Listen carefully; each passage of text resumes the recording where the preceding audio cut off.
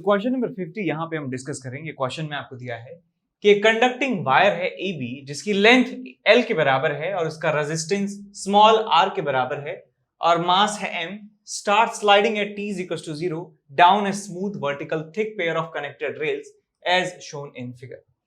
तो यहाँ जो वायर हमें दिया है वायर AB, इस वायर के बारे में इंफॉर्मेशन ये है कि इसकी लंबाई जो है L के बराबर है और इसका खुद का एक रेजिस्टेंस है जिसकी वैल्यू स्मॉल r के बराबर है, इसका मास m के बराबर है। मास दिया है यहाँ पे और क्या कहा है, वर्टिकल जो ये है रेल जो है वर्टिकल है, यानी कि ये रेल्स जो बनाई गई हैं ये वर्टिकल हैं, इसका मतलब नीचे mg के बराबर फोर्स लग रहा होगा। जब भी आप क्वेश्चंस करें ऐसे तो वहां पे आप जरूर चेक करें कि ये मोशन वर्टिकल प्लेन में है या हॉरिजॉन्टल प्लेन में है। यदि ये हॉरिजॉन्टल प्लेन में हो रहा होता तो mg अंदर की तरफ लगता और एक जमीन की वजह से नॉर्मल बाहर की तरफ लग सकता था। तो और यदि यहाँ पे वर्टिकल प्लेन में यदि ये क्वेश्चन हमें करना है तो mg नीचे की तरफ लगेगा, ऊपर की डायरेक्शन में कोई नॉर्मल रिएक्शन तो नहीं है यहाँ पर। तो इस बात का जरूर ख्याल रखें क्वेश्चन में कि कहीं भी आपको हिंट दिया है कि मोशन वर्टिकल प्लेन में है हॉरिजॉन्टल प्लेन में है, जरूर चेक करें। तो यहाँ पे वर्टिकल जो है हमें दिया है रेल्स के बारे में, तो हमने यहाँ पता लगा लिया कि ये वर्टिकल प्लेन में हो रहा है पूरा motion. A uniform magnetic field B exists in the space in a direction perpendicular to the plane of the rails। एक मैग्नेटिक फील्ड जो है इस प्लेन के परपेंडिकुलर डायरेक्शन में एग्जिस्ट करता है जिसका मैग्नीट्यूड B के बराबर है।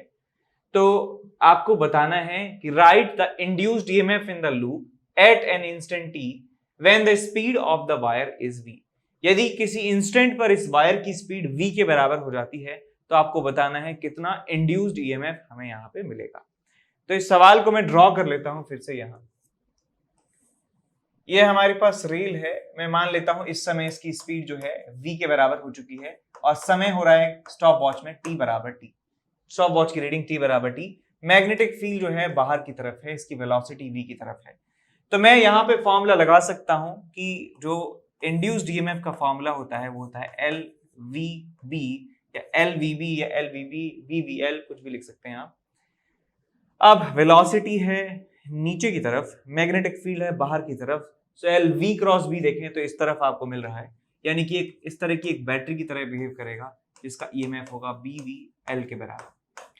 अब BVL यही आपको निकालना था, तो आपको निकालना था इंड्यूस्ड ईएमएफ कितना होगा लूप में। सो इंड्यूस्ड ईएमएफ की वैल्यू आपको मिल जाएगी BVL के बराबर। तो ये पहला पार्ट हमने यहाँ पे सॉल्व कर लिया। आगे चलते हैं दूसरे सवाल की तरफ। What would be the magnitude and direction of the induced current in the wire? अब यहाँ करंट की डायरेक्शन की बात करें तो ये इस तरीके से करंट जो है यहाँ पे फ्लो होने वाला है। ठीक, इस तरीके से इस इंस्टेंट पे करंट फ्लो होगा। ये बैटरी का पॉजिटिव टर्मिनल है, नेगेटिव टर्मिनल है, यहाँ पे इसका खुद का रेजिस्टेंस स्मॉल r के बराबर है। तो इस पूरे सर्किट में इस तरीके से करंट फ्लो होने वाला है। तो सेकंड पार्ट भी हमने यहाँ पे बता दिया कि हमारा आंसर क्या है, क्लॉकवाइज आंसर आ जाएगा हमारे पास, क्लॉकवाइज। इसके बाद चलते हैं सी पार्ट की तरफ। Find the downward acceleration of the wire at this instant. आपको नेट एक्सेलरेशन बताना है इस वायर का कितना होगा। तो देखिए कैसे निकालेंगे वायर का एक्सेलरेशन। इस वायर के ऊपर जो लगने वाला फोर्स है इस डायरेक्शन में वो है आपका mg। इसमें करंट जो है फ्लो हो रहा है इस तरफ, मैग्नेटिक फील्ड जो है वो बाहर की तरफ है। सो L क्रॉस B की बात करें, L क्रॉस B ऊपर की तरफ आपको मिल रहा है, तो आपको यहाँ फोर्स मिलेगा ILB के बराबर। I कितना है आपके पास, BVL divided by R into L into B। तो ये ऊपर की तरफ फोर्स है, नीचे की तरफ फोर्स है, और कोई फोर्सेस यहाँ पे लग नहीं रहे हैं। तो मैं एक्सेलरेशन यहाँ पे बता सकता हूँ कि डाउनवर्ड डायरेक्शन में जो एक्सेलरेशन है वो net downward force B square L square into V divided bye R, और ये इसको डिवाइड कर दीजिए फोर्स को मास से, तो आपको एक्सेलरेशन यहाँ पे मिल जाएगा। तो ये वैल्यू आप लिख सकते हैं G minus B square L square V divided by M into R। तो net acceleration in the downward direction आपको मिल जाता है यहाँ। आगे इसके बाद बात करें, हमने सी पार्ट तक कर लिया है solve, b a b c तीनों हो गए। डी पार्ट की बात करें, after sufficient time the wire starts moving with a constant velocity, find this velocity Vm। Hello my dear students, I am Neeraj Kumar Chaudhary your physics teacher. बच्चों एक बहुत ही बेहतरीन इन्फॉर्मेशन देनी है मुझे आपको। 15 सितंबर से ठीक है। जेई मेंस और एडवांस के लिए 2022 को टारगेट बना के एक एक्सेल बैच स्टार्ट किया जा रहा है ड्रॉपर्स के लिए, जो कि बिल्कुल नया बैच है, एकदम फ्रेश। ठीक है, पूरा सिलेबस इसमें आपको कराया जाएगा और थोड़ा फास्ट पेस पे रहेगा ये। ठीक है ना, ऐसा नहीं क्योंकि हम थोड़ा सा लेट हो गए कोरोना की वजह से, बहुत सारी चीजें ऐसी आ गई थी बीच में कि थोड़ा एग्जाम ही लेट हो गए, तो नए साल की जो प्रिपरेशन है वो भी थोड़ा लेट हो गई है। लेकिन हम ये मान के चल रहे हैं कि अगले साल की जो एग्जाम्स के स्केड्यूल है वो ज्यादा लेट नहीं होंगे, तो हमें बहुत बेहतरीन तरीके से एकदम कॉम्पैक्ट फॉर्म में हर टॉपिक को कवर करते हुए एक ऐसा बैच जरूर लेके आना था। तो ये वही बैच है। तो 15 सितंबर से बच्चों ये बैच स्टार्ट हो रहा है, जिसमें मैथमेटिक्स अंशुल सिंगल सर पढ़ाएंगे, मैं आपको फिजिक्स पढ़ाऊंगा, ठीक है ना, ऑर्गेनिक केमिस्ट्री आपको एसके सर पढ़ाएंगे, ठीक है, और इनऑर्गेनिक केमिस्ट्री पीएमएस सर पढ़ाएंगे, और फिजिकल केमिस्ट्री बीजे सर पढ़ाएंगे। ठीक है ना, सारे के सारे टॉप फैकल्टीज हैं, अनअकैडमी की नंबर 1 फैकल्टीज की टीम है ये बच्चों, और इससे बेहतरीन कॉम्बिनेशन आपको कहीं पे मिल भी नहीं सकता। ठीक, तो बच्चों इस कोर्स में सब कुछ है, स्टडी मटेरियल भी आपको हमारी तरफ से ही मिलेगा, सारी एक्सरसाइजेज मिलेंगी इसमें, डीपीपीज यानी कि daily practice problem sheets homework sheets की फॉर्म में मिलेगी, जो आपको डेली लेक्चर के बाद सॉल्व करनी है। उसके बाद एक कॉमन होमवर्क मिलेगा जिसमें हर टाइप के क्वेश्चन होंगे, ऑब्जेक्टिव भी होंगे, सिंगल करेक्ट, मल्टीपल करेक्ट, ठीक, सब्जेक्टिव भी होंगे जो आपके एडवांस की प्रिपरेशन को फोकस करेंगे। और बच्चों इस बैच में हम बिल्कुल जीरो लेवल से स्टार्ट करके आईआईटी जेईई एडवांस के लेवल तक जाएंगे। ठीक है ना, ऐसा बिल्कुल, और कोई भी प्रीरिक्विजिट नहीं है। अगर आपको बहुत कम नॉलेज है, आपने अच्छे से नहीं पढ़ाई कर रखी, तो भी आप इस बैच पे ट्रस्ट कर सकते हो, इससे स्टार्टिंग अपनी कर सकते हो। ठीक है बच्चों, बिल्कुल सेम कॉन्सेप्ट है। इसमें हर 3 लेक्चर के बाद चौथा लेक्चर आपको डाउट्स के लिए दिया जाएगा, यानी कि 25% ऑफ द टाइम आपको डाउट क्लियरिंग के लिए दिया जाएगा, आपको कोई डाउट नहीं बचेगा। ठीक बच्चों, तो आई होप बच्चों ये कोर्स आपके लिए बहुत ही बेहतरीन प्रूव होगा। ठीक है ना, हम पूरी मेहनत करेंगे, बिल्कुल well design well frame course है ये। हम आपके साथ साथ हैं, आपके साथ साथ इतनी मेहनत करेंगे कि आप और हम मिलके बहुत अच्छी रैंक लेके आएंगे। ठीक है बच्चों, तो जल्दी से जल्दी इस बैच को ज्वाइन कर लीजिए, एनरोल कर लीजिए। Best of luck, let's crack it. तो ये बिल्कुल ऐसी सिचुएशन है जैसे एक स्फीयर को हम एक विस्कस मीडियम में डाल देते हैं, तो पहले उसकी स्पीड बढ़ती जाती है, बढ़ती जाती है, बढ़ती जाती है, और एक इंस्टेंट ऐसा आता है जहां पे नेट वेलोसिटी जो है उसकी कांस्टेंट हो जाती है। हम कह देते हैं कि अब टर्मिनल जो है वेलोसिटी ये रीच कर चुका है, और उस समय एक्सेलरेशन की जो वैल्यू है 0 के बराबर आ जाती है।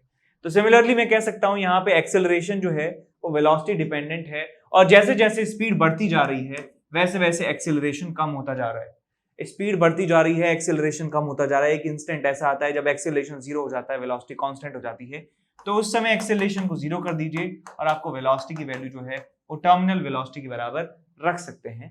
तो इसे 0 के बराबर पुट करेंगे तो आपको मिलेगा g is equal to b square l square v divided by m into r। तो v की वैल्यू आपको मिल जाती है m r g मर्जी divided by v b square l square, m लगा दीजिए यहाँ पे, तो ये आपको आंसर मिल जाता है m are g divided by b square L square. इसके बाद चलते हैं अगले पार्ट की तरफ।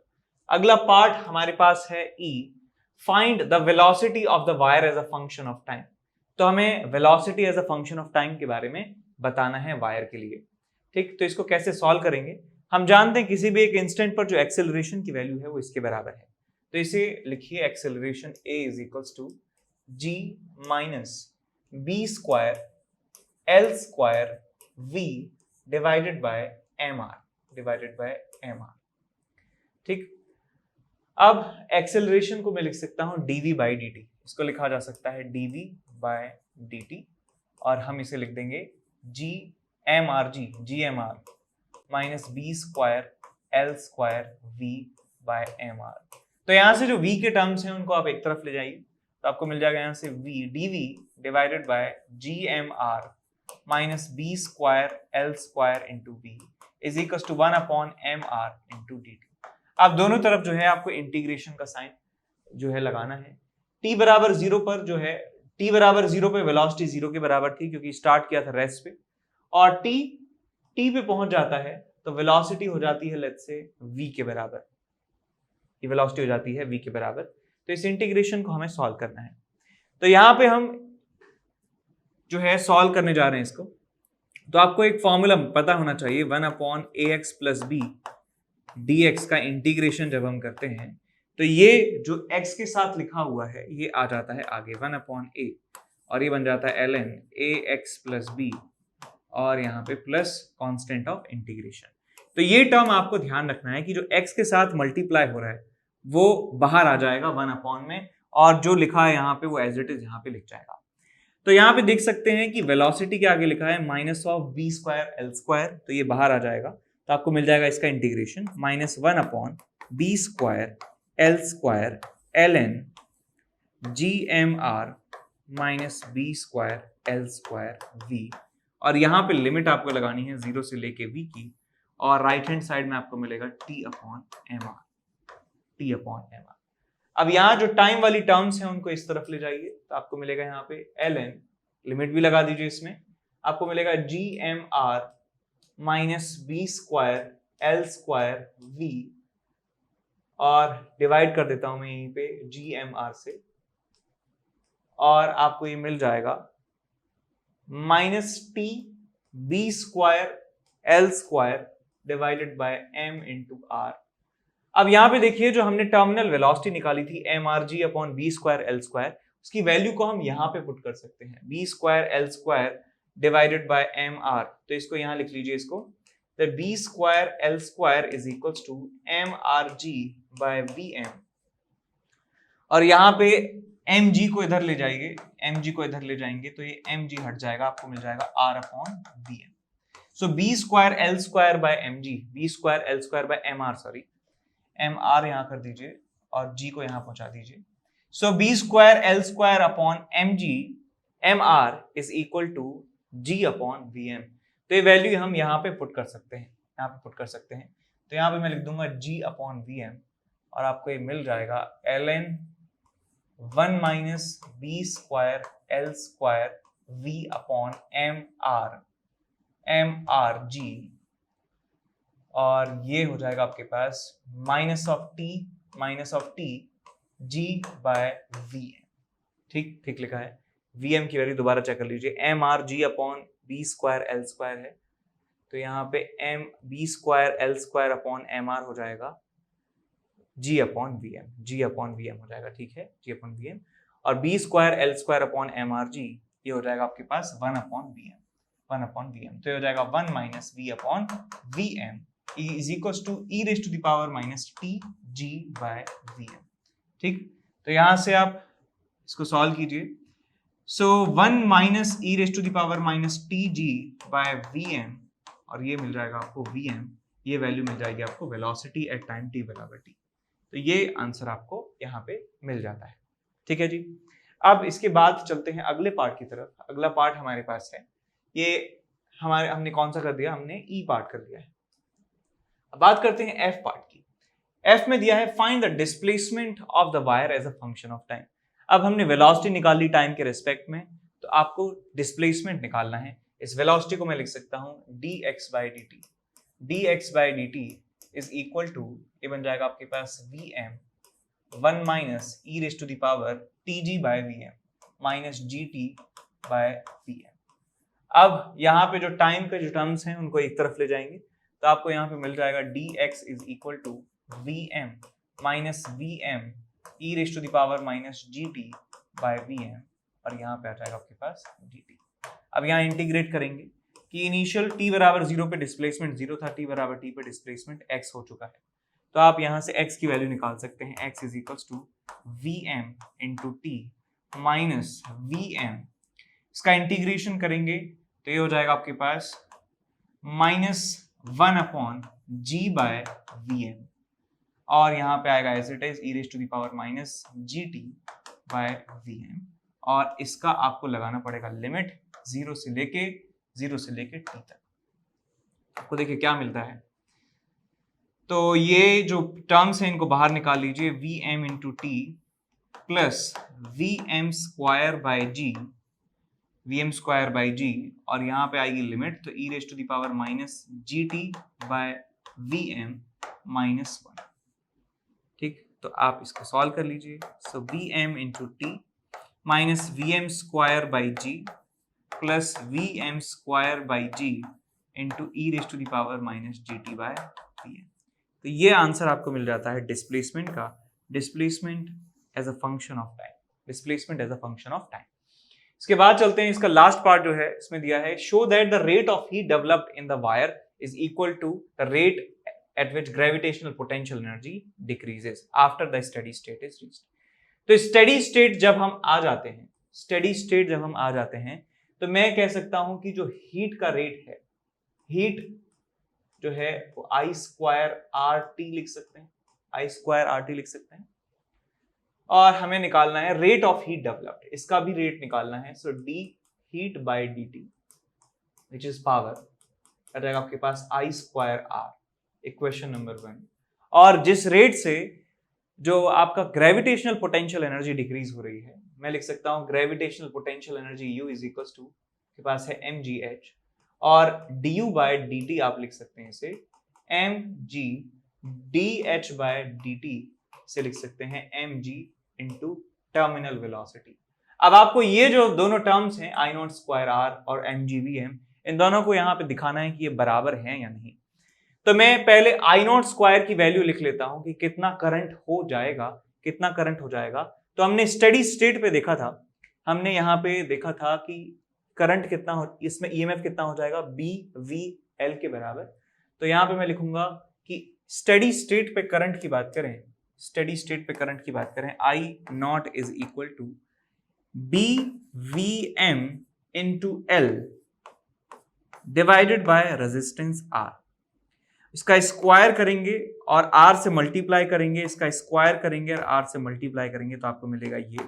सो B square V M square L square divided by R, ये जो आपके पास टर्म्स है ये है आपके पास d heat by d t at steady state, B square V M square L square by R. और यदि मैं बात करूं आपसे जो ये जो टर्म्स है इसे मैं लिख सकता हूं, वी एम को वैल्यू आप रख दीजिए m R G upon B square L square, तो देखिए क्या बनता है। तो आपको मिलेगा यहाँ पे b square by r into l square into V M square, we m का स्क्वायर कीजिए तो आपको क्या मिलता है m square r square g square divided by b square का स्क्वायर, बी स्क्वायर और एल स्क्वायर। तो यहाँ पे इसको सॉल्व करेंगे तो बी स्क्वायर से बी स्क्वायर गया, एल स्क्वायर से एल स्क्वायर गया, एक आर से एक आर गया, तो आपको यहां से मिलता है M G upon B L का square, M G upon B L का स्क्वायर, और आपको क्या मिल जाएगा यहाँ पे आर मिल जाएगा। तो ये आपको रिजल्ट मिलता है यहाँ पे। और मैं बात करूं यदि हीट जो है आपका ग्रेविटेशनल पोटेंशियल एनर्जी में जो रेट ऑफ चेंज है वो बात करें एम जी वी के बराबर है, तो M ji into we M G में मल्टीप्लाई करिए वी एम कितना है आपके पास M R G upon B square L square, तो आपको मिल जाएगा M G upon B L का स्क्वायर इंटू आर। तो यहाँ पे मैंने लिखा है कि ग्रेविटेशनल पोटेंशियल एनर्जी के चेंज होने का रेट, और यहाँ मैंने लिखा है कि rate of heat developed in the wire. तो ये दोनों देख सकते हैं आप clearly, M G upon B L का whole square into R, M G upon B L का होल स्क्वायर इंटू आर, दोनों एकदम बराबर आ चुके हैं, और यही बात हमें यहाँ पे प्रूव करनी थी। ठीक, अब चलते हैं अगले सवाल की तरफ। क्वेश्चन नंबर 53 यहाँ पे हम डिस्कस कर रहे हैं। क्वेश्चन में आपको दिया है figure shows a conducting disc rotating about its axis in a perpendicular magnetic field b. एक रेजिस्टर है जिसका रेजिस्टेंस R है, is connected between the centre and the rim. Calculate the current in the resistor. Does it enter the disc or leave it at the center? The radius of the disc is 5 centimeter, angular speed is 10 radian per second, and magnetic field is this much Tesla, and resistance is 10 ohm. तो इस सवाल में आपको दिया है कि यहाँ पे इस एंड से और इस एंड से एक रेजिस्टर जो है हमने बांध दिया है, ये रिम पर है पॉइंट, इस सेंटर पे है, डिस्क के सेंटर पे। डिस्क घूम रही है मैग्नेटिक फील्ड में, यानी मैग्नेटिक फील्ड लाइंस को कट कर रही है, इसका मतलब यहाँ पे ईएमएफ इंड्यूस होने वाला है। तो मैं एक छोटा सा एलिमेंट यहाँ पे ले रहा हूँ, एक छोटा सा एलिमेंट यहाँ पे ले रहा हूँ, और इस छोटे से एलिमेंट को समझा जा सकता है कि एक पतली सी रॉड है, एक पतली सी रॉड है जो मूव कराई जा रही है, एंगुलर स्पीड ओमेगा से घुमाई जा रही है। तो इस छोटी सी रॉड में मैं कह सकता हूँ छोटा सा ईएमएफ जो है डेवलप होगा, ईएमएफ डेवलप होगा DE is equals to, formula आप जानते हैं बी ओमेगा, इसका रेडियस कितना है, लेट्स से आर के बराबर, एल मान लेते हैं, एल स्क्वायर बाय 2। इतना ईएमएफ यहाँ पे इंड्यूस होने वाला है। हमें इसकी थिकनेस का कोई भी टर्म यहां पर नहीं है, तो इसको आप लिख सकते हैं कि ये ईएमएफ जो है ये फाइनाइट अमाउंट है इसका, b omega L square by 2। अब ऐसी ही ढेर सारी रॉड जो हैं उससे हम डिस्क को बना हुआ मान सकते हैं। ये भी एक डिस्क है, इसमें भी ईएमएफ इंड्यूस होगा। ये भी एक रॉड है, इसमें भी एक इंड्यूस्ड ईएमएफ होगा। ये भी एक रॉड है जिसमें एक इंड्यूस्ड ईएमएफ होगा। ये भी एक रॉड है जिसमें एक इंड्यूस्ड ईएमएफ होगा। ये भी एक रॉड है जिसमें एक इंड्यूस्ड ईएमएफ होने वाला है। और आप देख सकते हैं कि ये आपस में जो हैं ये पैरेलल कॉम्बिनेशन में कनेक्टेड हैं। और आपको ये मालूम होना चाहिए यदि पैरेलल में बैटरीज लगी होती हैं, पैरेलल में मान लीजिए कितनी ही 1000 जो है बैटरीज लगी हैं, तो उनका इक्विवेलेंट जो है वो ई के बराबर ही रहता है। तो ऐसी कितनी भी आप 10,000 लाख कितनी भी आप बैटरीज लगा दीजिए, कितने भी आप रॉड्स मान लीजिए इनको, इनका पैरेलल कॉम्बिनेशन का जो इफेक्टिव ईएमएफ होगा that will be equal to b omega L square by 2। तो मैं कह सकता हूं कि ये पॉइंट और ये पॉइंट, रिम पे कोई भी पॉइंट हो और सेंटर हो, कह सकता हूं potential at rim minus potential at centre. अब इसका पोलैरिटी भी एक बार देख लीजिए। सो इसका वेलोसिटी है इस तरफ, मैग्नेटिक फील्ड है अंदर की तरफ। सो V क्रॉस B की बात करें तो इस तरफ आ रहा है, इसका मतलब ऐसी इसकी पोलैरिटी होने वाली है, यानी सेंटर का पोटेंशियल ज्यादा है और रिम का पोटेंशियल कम है। तो ये आंसर नेगेटिव में लिख दूंगा मैं, b omega L square by 2। तो इतना ईएमएफ होगा किसी भी पॉइंट रिम पर जो है और उसके सेंटर पे। तो मैं ये जो रजिस्टर है, रजिस्टर का एक एंड सेंटर से कनेक्टेड है और रजिस्टर का एक एंड रिम से कनेक्टेड है, तो मैं कह सकता हूं कि ये पॉजिटिव एंड पे है पोटेंशियल और ये नेगेटिव एंड पे है। तो मैं इसमें करंट की वैल्यू बता सकता हूं, current in the resistor according to Ohm's law की potential difference divided by resistor. तो पोटेंशियल डिफरेंस कितना है था, B omega L square by 2 और रेजिस्टेंस कितना है आर। सारी वैल्यू जो है यहाँ पे पुट कीजिए। सो मैग्नेटिक फील्ड यहाँ पे है कितना 0.4 और ओमेगा जो है कितना है 10 रेडियन पर सेकेंड। एल स्क्वायर जो है वो कितना है, एल स्क्वायर एल यानी रेडियस स्क्वायर 5 सेंटीमीटर का स्क्वायर, तो यहाँ लिखेंगे आप 5 इंटू 10 टू द पावर -2 का square divided by 2 into r. R की वैल्यू है 10 के बराबर। तो आपको करंट की वैल्यू यहाँ पे मिल जाती है, रेजिस्टेंस में प्रोड्यूस होने वाला करंट। अब आपसे पूछा है कि करंट जो है किस डायरेक्शन से किस डायरेक्शन में फ्लो होगा। तो देखिए हायर पोटेंशियल से लोअर पोटेंशियल की तरफ जो है करंट यहाँ पे फ्लो होगा, यानी सेंटर से बाहर की तरफ निकलेगा करंट और away from the centre and towards the rim.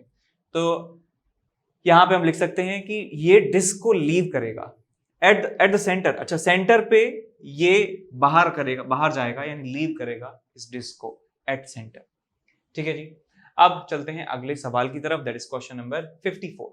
इसमें दिया है कि एक मैग्नेटिक फील्ड है इस रीजन में, इस मैग्नेटिक फील्ड की वैल्यू है B vector is equal to K cap B not by L into Y, where L is a fixed length, a conducting rod of length L lies along the y-axis between the origin and the point 0, L, 0. If the rod moves with velocity v is equals to v naught I cap, find the EMF induced between the ends of the rod. तो ये काफी classic question है, काफी बार जो है मतलब बहुत ही basic questions में से एक है। तो यहाँ पे पहले हम एक्सिस बना लेते हैं कि एक्सिस कौन कौन से हैं। तो ये एक्स एक्सिस मान लिया, ये मैंने मान लिया वाई एक्सिस है और ये जो है Z एक्सिस जो है बाहर की तरफ है। मैग्नेटिक फील्ड के कैप डायरेक्शन में है और जिसका मैग्नीट्यूड कितना है B naught by L which is a constant value into y, यानी y कोऑर्डिनेट पे जो मैग्नेटिक फील्ड का मैग्नीट्यूड है डिपेंड कर रहा है। जैसे जैसे y की वैल्यू ज्यादा होगी वैसे वैसे मैग्नेटिक फील्ड वहां पे ज्यादा होगा। तो y की वैल्यू 0 की बात करूं, यानी कि इस x एक्सिस पे बात करूं, तो y की वैल्यू 0 पुट करेंगे तो कोई भी मैग्नेटिक फील्ड यहाँ पे नहीं है। लेकिन जैसे ही आप ऊपर जाते हैं आपको मैग्नेटिक फील्ड मिलने लगता है। इस तरीके से मैग्नेटिक फील्ड है और जैसे जैसे ऊपर जा रहे हैं मैग्नेटिक फील्ड बढ़ने लगता है। इस तरीके से समझ गए। किसी भी y कोऑर्डिनेट पे यदि आप देखना चाहें कि मैग्नेटिक फील्ड यहाँ पे कितना है तो उसका मैग्नीट्यूड आपको मिलेगा b naught by L into y, ये y डिस्टेंस है। तो ठीक, सब समझ गए। अब इसके बाद क्वेश्चन में क्या कहा है कि एक रॉड है जिसका लेंथ L है, वो y एक्सिस के अलोंग रखी है और उसका जो क्या कहते हैं between the origin and the point 0, L, 0। तो L लेंथ की जो आपके पास रॉड है उसका एक एंड रखा है 0,L,0 पे और y एक्सिस के अलोंग वो रखी है। तो यहाँ पे मैं रॉड का डायग्राम बनाता हूँ, रॉड का डायग्राम। तो रॉड का डायग्राम आप देखें तो 0,L,0 यानी कि ये वाला जो पॉइंट है आपका, ये वाला पॉइंट 0,L,0 ये एक रॉड रखी है कुछ इस तरीके से अलोंग y एक्सिस, ये रॉड है और रॉड के पास वेलोसिटी है v0 i कैप, यानी x एक्सिस के अलोंग ये मूव कर रही है। इसके हर एक पार्ट की वेलोसिटी जो है v0 के बराबर है। तो मैं कोई भी एक यदि पार्ट की बात करूं, एक छोटे से पार्ट की यदि मैं बात कर रहा हूं, तो इस छोटे से पार्ट का वेलोसिटी जो है v0 है, लेकिन जिस मैग्नेटिक फील्ड में ये रखा है वो मैग्नेटिक फील्ड की वैल्यू अलग अलग है। तो इसका छोटा छोटा जो सेक्शन है, छोटे छोटे जो पार्ट है इसका रॉड का, वो कह सकता हूं अलग अलग मैग्नेटिक फील्ड में एक्सपोज है। किसी जगह मैग्नेटिक फील्ड की वैल्यू 0 है, किसी जगह मैग्नेटिक फील्ड की वैल्यू v0 के बराबर है। ठीक, तो मैं कह सकता हूं कि हर एक पार्ट में अलग अलग टाइप का ईएमएफ डेवलप होगा और उन सारे ईएमएफ्स को यदि मैं जोड़ दूंगा तो मैं टोटल ईएमएफ निकाल सकता हूं इस रॉड में डेवलप कितना होगा, यानी इन रॉड के एंड्स के बीच का पोटेंशियल डिफरेंस मैं निकाल सकता हूं। तो एक छोटा सा एलिमेंट मैं यहां पे लेने जा रहा हूं, एक छोटा सा एलिमेंट यहां पे लूंगा मैं और जिसका विड्थ होगा dy के बराबर। अब इस एलिमेंट को थोड़ा सा डिस्कस करते हैं। हमारे पास एक छोटा सा टुकड़ा है और इस छोटे से टुकड़े की जो ये विड्थ है ये dy के बराबर है। इसके पास वेलोसिटी जो है v0 के बराबर है और मैग्नेटिक फील्ड जहां पे रखा है वो कितना है v0/L × y बाहर की तरफ। तो इस छोटे से टुकड़े की बात करें, इसकी वेलोसिटी जो है इस तरफ है, मैग्नेटिक फील्ड बाहर की तरफ है। वेलोसिटी है इस तरफ, मैग्नेटिक फील्ड है बाहर की तरफ। तो बताइए ईएमएफ किस तरीके से इंड्यूस होगा? वेलोसिटी इस तरफ और मैग्नेटिक फील्ड बाहर की तरफ। v क्रॉस b की बात करूं तो नीचे की तरफ आपको पोलैरिटी मिल रही है, यानी ये जो आपके पास छोटा सा एलिमेंट है इसमें इस तरीके से ईएमएफ इंड्यूस होने वाला है और वो छोटा सा ईएमएफ कितना होगा bvl के बराबर। मैग्नेटिक फील्ड कितना है v0L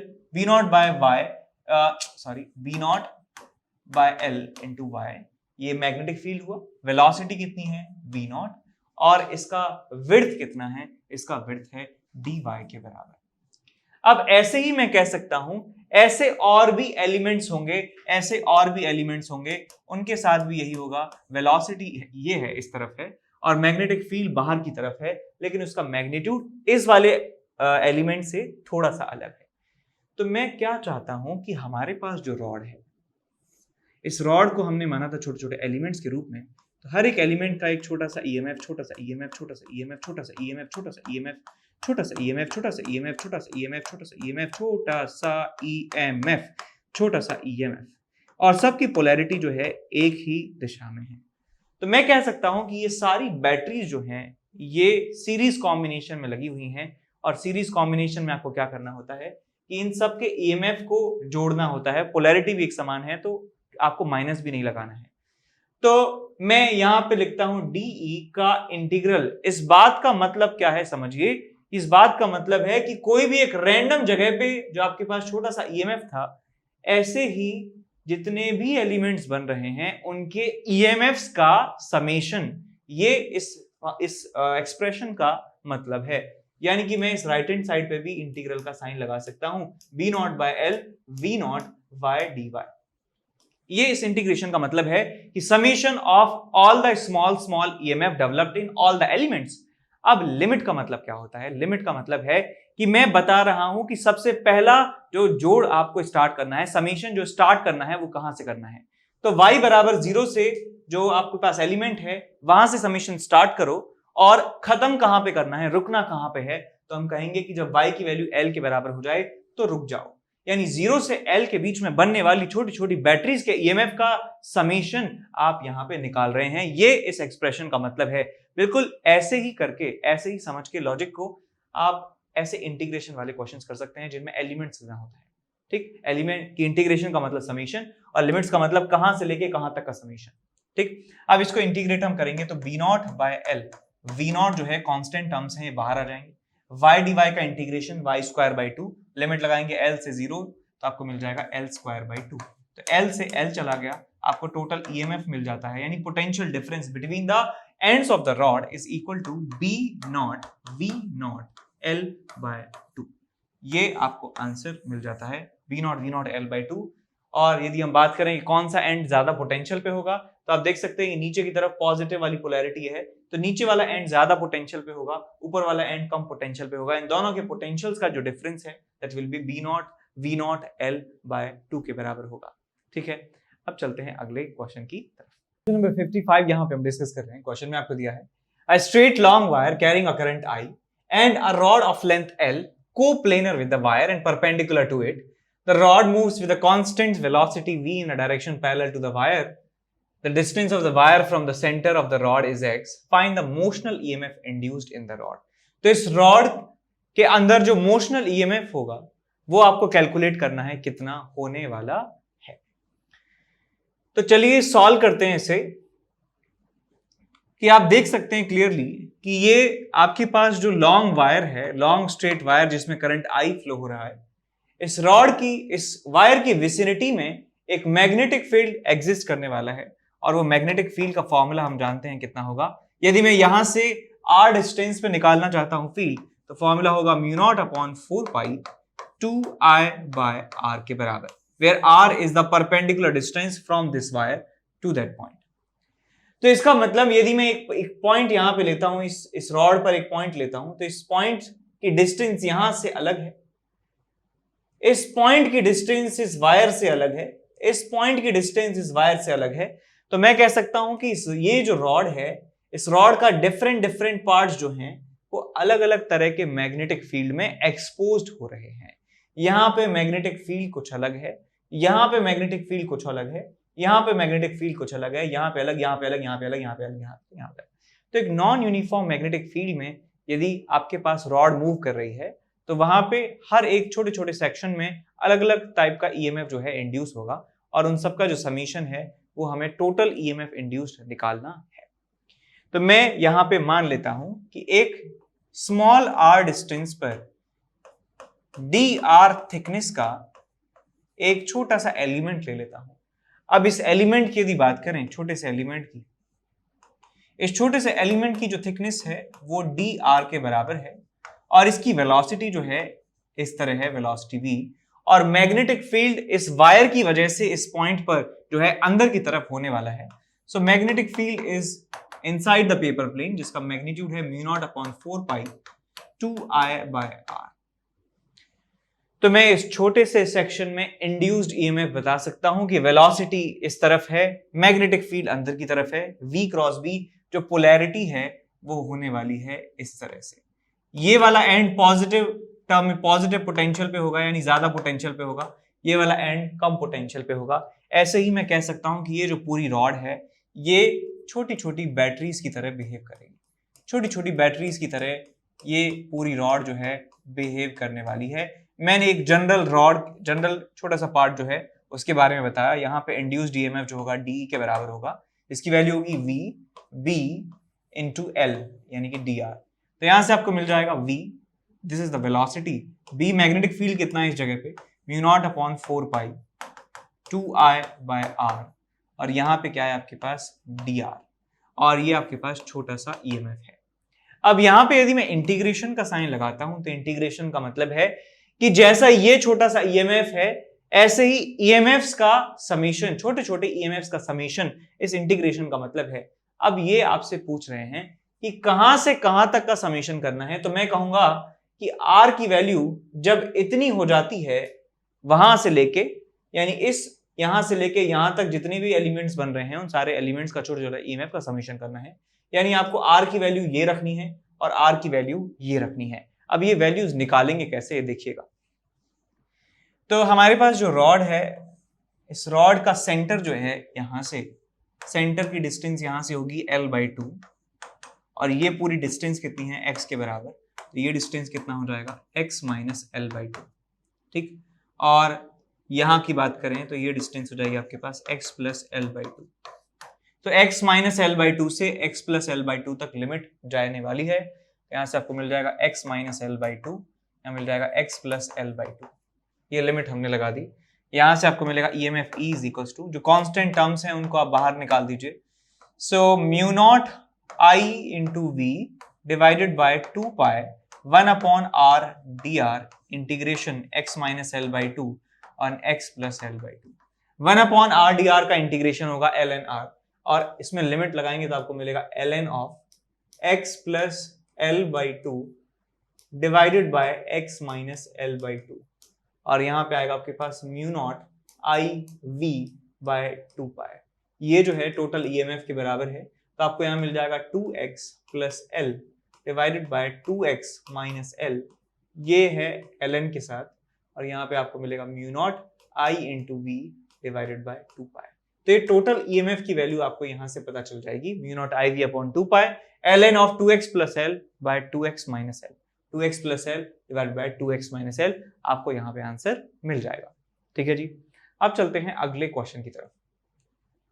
क्वेश्चन नंबर 57 यहाँ पे हम डिस्कस कर रहे हैं। क्वेश्चन में आपको दिया है एक स्क्वायर फ्रेम है वायर का जिसका टोटल रेजिस्टेंस R है। टोटल रेजिस्टेंस R है यानी कि इन चारों डंडियों का जो रेजिस्टेंस है वो टोटल रेजिस्टेंस R है, यानी हर एक का R/4 हो गया। इसका रेजिस्टेंस R/4, इसका रेजिस्टेंस R/4, इसका रेजिस्टेंस R/4, इसका resistance R/4। Wire carries a current I is equal to I naught sine omega t. इस वायर में करंट जो है फ्लो होता है I is equal to I naught sine omega t, यानी कि ये टाइम वेरिंग करंट है, टाइम के साथ अलग अलग करंट की वैल्यू यहाँ पे होने वाली है। अब यहाँ पे यदि करंट अलग अलग होगा तो हर एक जगह पर जो मैग्नेटिक फील्ड है वो भी अलग अलग होने वाला है, यानी कि ये पूरा लूप जो है एक वेरिएबल मैग्नेटिक फील्ड में जो है रखा हुआ है, और वो मैग्नेटिक फील्ड आपने देखा था पिछले सवाल में, डिस्टेंस के साथ भी वेरी होगा और करंट भी चेंज हो रहा है, तो मतलब टाइम के साथ भी वेरी हो रहा है, यानी दो वेरिएशन यहाँ पे है करंट में, मैग्नेटिक फील्ड में। मैग्नेटिक फील्ड पोजीशन के साथ भी चेंज हो रहा है और टाइम के साथ भी चेंज हो रहा है। तो आपको बताना है सबसे पहला part, the flux of the magnetic field through the square frame. इस स्क्वायर फ्रेम के द्वारा कितना फ्लक्स पास हो रहा है, ये आपको यहाँ पे कैलकुलेट करना है सबसे पहले क्वेश्चन में। तो कैलकुलेट करने के लिए क्या करें सबसे पहले, तो ये डायग्राम दोबारा बनाते हैं। तो हमारे पास एक स्क्वायर फ्रेम है और इस स्क्वायर फ्रेम का जो साइड है वो a के बराबर है।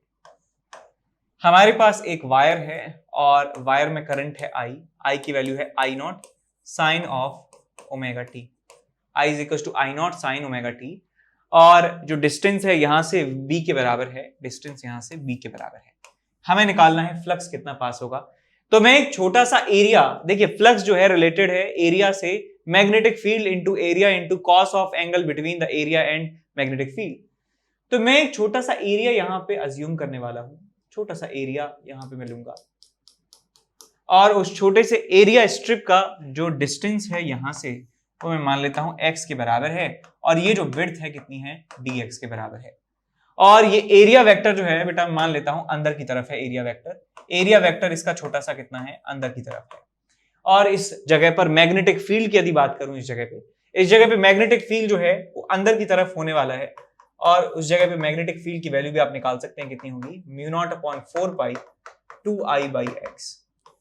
तो देखिए मैग्नेटिक फील्ड भी अंदर की तरफ है, एरिया वेक्टर भी अंदर की तरफ है, तो मैं इस छोटे से एरिया के द्वारा जो निकलने वाला फ्लक्स है वो लिख सकता हूं डी फाई बी, छोटा सा magnetic flux is equal to magnetic field B into छोटा सा area d A cos of 0 degree. तो आपको ये मिल जाएगा mu not upon 4 pi 2I की वैल्यू है I naught sine of omega t 2I by R, distance कितना है x, और एरिया कितना हो जाएगा इसका, ये एरिया आपको लिखना है, एरिया कितना हो जाएगा, ये विड्थ dx है और ये a के बराबर है, आपको मिल जाएगा ये a dx के बराबर। ठीक, ये बात समझ में आ गई। तो आपको निकालना है flux of the magnetic field through the square frame. तो यदि हमें फ्लक्स निकालना है तो मैं किसी एक इंस्टेंट पे फ्लक्स निकाल रहा हूं, यानी टाइम को मैं यहाँ पे कांस्टेंट मान रहा हूं। तो किसी भी एक इंस्टेंट पे बात करें, at t is equal to t यानी इंस्टेंट फिक्स कर दिया है, इसका मतलब ये एक्सप्रेशन फिक्स हो गया है।